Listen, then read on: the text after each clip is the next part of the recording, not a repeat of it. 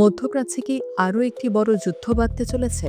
Iran অধ্যায়ের পর এবার ইসরায়েলের নতুন টার্গেট কি তুরস্ক? সম্প্রতি তুরস্কের পররাষ্ট্রমন্ত্রী হাকান ফিদান এক বিস্ফোরক দাবি করেছেন। তার মতে, ইরানের সাথে সংঘাত থিতিয়ে আসতেই ইসরায়েল এখন নতুন এক বহিঃশত্রু খুঁজছে, আর সেই তালিকায় সবার উপরে রাখা হয়েছে তুরস্ককে। কিন্তু কেন হঠাৎ আশকারাকে শত্রু বানাতে চাইছে তেল আবিব? গাজা যুদ্ধ এবং ৭ অক্টোবরের ঘটনার পর থেকেই ইসরায়েল ও তুরস্কের সম্পর্ক তলানিতে গিয়ে ঠেকেছে। তুরস্কের প্রেসিডেন্ট রিসেপ তাইয়েপ এরদোয়ান একাধিকবার গাজায় ইসরায়েলি অভিযানকে যুদ্ধাপরাধ বলে আখ্যা দিয়েছেন। এমনকি তুরস্কের একটি আদালত প্রধানমন্ত্রী বেনিয়ামিন নেতানিয়াহু সহ ৩৫ জন ইসরায়েলি কর্মকর্তার বিরুদ্ধে গণহত্যা ও মানবতা বিরোধী অপরাধের দায়ে বিচারের রায় পর্যন্ত দিয়েছে।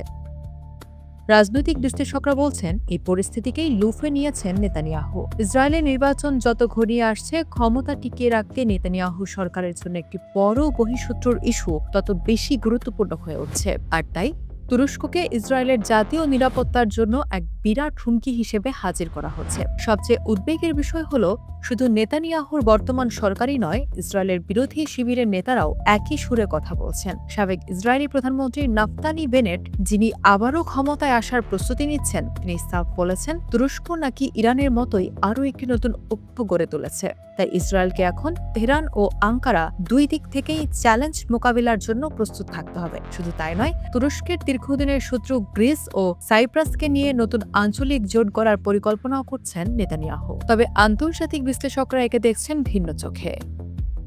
চ্যাথাম হাউসের বিশ্লেষক ইউসি মেকালবার্গের মতে, তুরস্ক এখন নতুন ইরান। ইসরায়েলের এই বয়ান কেবলই রাজনৈতিক স্বার্থে তৈরি। ইরানের তুলনায় তুরস্কের বর্তমান অবস্থান অনেকটাই শব্দ বেশি, শক্তি কম। অর্থাৎ এরদোয়ান মুখে কড়া বার্তা দিলেও তুরস্ক সরাসরি কোনো সামরিক সংঘাতের পথে হাঁটছে না। আঙ্কারার মূল কৌশল এখন কূটনৈতিক চাপ এবং আন্তর্জাতিক আদালতে আইনি লড়াইয়ের মধ্যেই সীমাবদ্ধ। তাহলে ইসরায়েল কেন এই হুমকিকে এত বড় করে দেখাচ্ছে? সাবেক ইসরায়েলি রাষ্ট্রদূত অ্যালন পিনকাস মনে করেন, নেতানিয়াহু বা বেনেটের মতো রাজনীতিকদের টিকে থাকার প্রধান হাতিয়ারই হল দেশে সবসময় একটি কৃত্রিম নিরাপত্তা সংকট ও যুদ্ধের ভয় জিইয়ে রাখা। কিন্তু বিশেষজ্ঞদের আশঙ্কা, রাজনৈতিক লাভের জন্য ইসরায়েল যদি এই হুমকিকে অনবরত অতিরঞ্জিত করতে থাকে, তবে যে কোনো ভুল হিসাব নিকাশ থেকে ভবিষ্যতে সত্যিই এক ভয়াবহ বাস্তব সংঘাতের পথ তৈরি হতে পারে। মধ্যপ্রাচ্যের রাজনীতিতে আগামী কয়েকটা মাস তাই অত্যন্ত ঝুঁকিপূর্ণ ও গুরুত্বপূর্ণ।